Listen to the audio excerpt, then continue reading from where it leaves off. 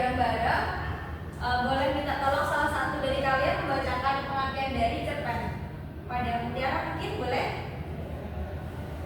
Cerpen atau cerita pendek adalah karya sastra fiksi yang memiliki ciri khas singkat, padat, dan langsung pada tujuan.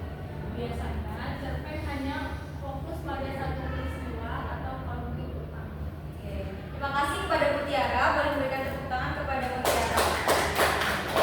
Kemudian teman-teman, jadi cerpen atau cerita pendek adalah suatu karya sastra yang berbentuk fiksi dan memiliki ciri khas singkat, kemudian padat, dan langsung pada tujuannya, tidak bertele-tele, tidak panjang-panjang. Kemudian biasanya cerpen hanya fokus kepada satu peristiwa saja atau konfliknya hanya satu aja, konflik utama. Di sini ada yang udah pernah membuat cerpen? Belum ya? Oke, belum. Jadi kita teman-teman kalau biasa ditanya pengertian cerpen apa gitu. Cerpen itu sebuah karya sastra fiksi yang langsung yang isinya itu langsung pada tujuannya. Tuh. Kemudian, nah di sini ada ciri-ciri cerpen. Ada 5 ciri-ciri cerpen. Boleh minta tolong Anis dibacakan? Baik, ciri-ciri cerpen yang pertama singkat, yang kedua padat, yang ketiga fokus, yang keempat tokohnya sedikit, dan yang terakhir alurnya sederhana. Oke, baik, beri tepuk tangan untuk Anis. Oke, benar ya teman-teman. Jadi ada 5 ciri-ciri dari cerpen. Yang pertama yaitu singkat. Singkat itu bisa diartikan sebagai jumlah katanya yaitu umumnya di bawah 10.000 kata. Jadi singkat, dia tidak bertele-tele, tidak meluas kemana-mana. Kemudian padat, yang artinya setiap kalimat dan paragraf itu memiliki makna yang hanya terfokus pada satu konflik saja. Makna-maknanya itu yang penting-penting saja. Jadi tidak bertele-tele juga, langsung pada poin yang akan dituju. Dan yang ketiga itu fokus, hanya menyoroti konflik utama. Ingat kan tadi pada pengertian hanya konfliknya itu hanya satu, konflik utama. Dan fokus di sini adalah menyoroti bagian konflik. Jadi tidak ada konflik lagi, tidak ada alur yang mengarah pada konflik baru. Beda seperti karya sastra yang lainnya. Kemudian ada tokohnya sedikit. Nah, biasanya dalam sebuah cerpen itu tokohnya terbatas anak-anak. Jadi ada 2 atau 3 tokoh yang difokuskan di dalamnya. Kemudian alurnya sederhana.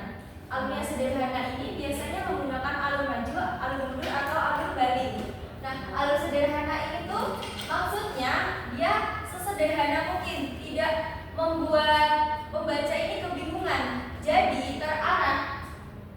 Setelah ini akan ke sini, setelah ini akan ke sini. Gitu ya anak-anak?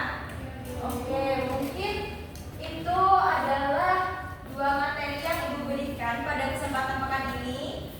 Mungkin minggu yang akan datang kita akan membahas 2 unsur cerpen. Jadi silakan kalian pelajari di rumah tentang unsur intrinsik dan unsur ekstrinsik. Kemudian nanti Ibu akan tanyakan kepada kalian apa itu unsur ekstrinsik dan unsur intrinsik yang ada di dalam sebuah cerpen. Oke. Di sini apa? Tadi belum dipresentasi. Udah berapa menit? 6. Oke. Presentasi dulu. Sekarang aja ya. Iya, kamu punya saya. Ibu mau presentasinya dia. Tadi belum jelasin ya. Oh iya. Iya, kan kamu ini jelas. Habis menjelaskan ini, aku selalu apa seksi ya? Habis refleksi. Habis refleksi itu baru nanti aku kasih penguatan gitu kan? Baik, dari beberapa materi yang sudah Ibu sampaikan, kemudian pesan-pesan untuk pekan depan, sebelum kita tutup pertemuan kita pada hari ini, Ibu ingin mendengarkan refleksi dari 2 orang, dari teman-teman. Boleh dari siapa aja? Boleh mengajukan diri atau Ibu yang menunjuk? Oke, silakan. Oke, silakan Anda Nabila. Berdasarkan dari yang disampaikan saya tadi, dapat saya refleksi bahwa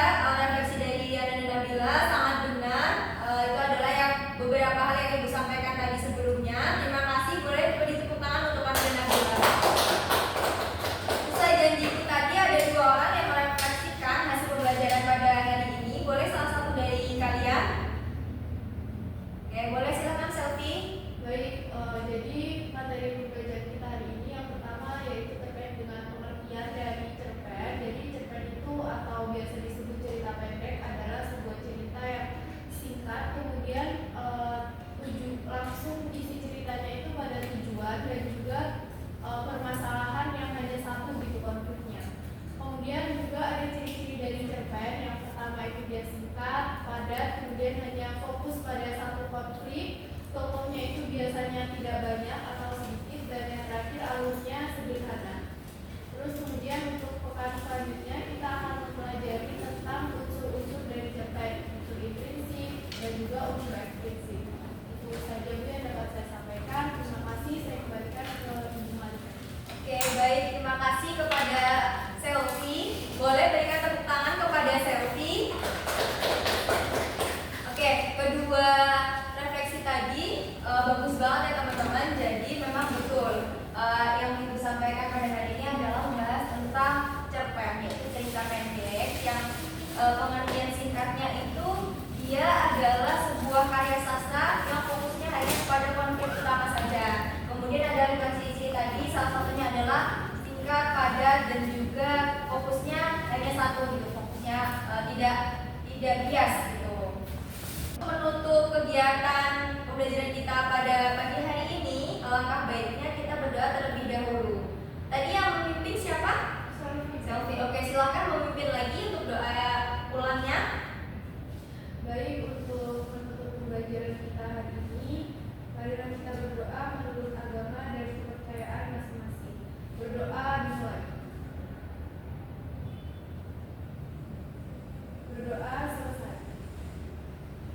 Baik, terima kasih kepada Selvi yang sudah membantu Ibu untuk memandu berdoa pada kesempatan kali ini. Terima kasih juga kepada teman-teman yang sudah berpartisipasi aktif dalam kelas ini. Ibu mohon maaf apabila terdapat banyak kesalahan, kekeliruan dalam berucap, dalam bersikap, dan kesalahan-kesalahan yang Ibu tidak sengaja. Mohon dimaafkan. Akhir kata, wassalamualaikum warahmatullahi wabarakatuh.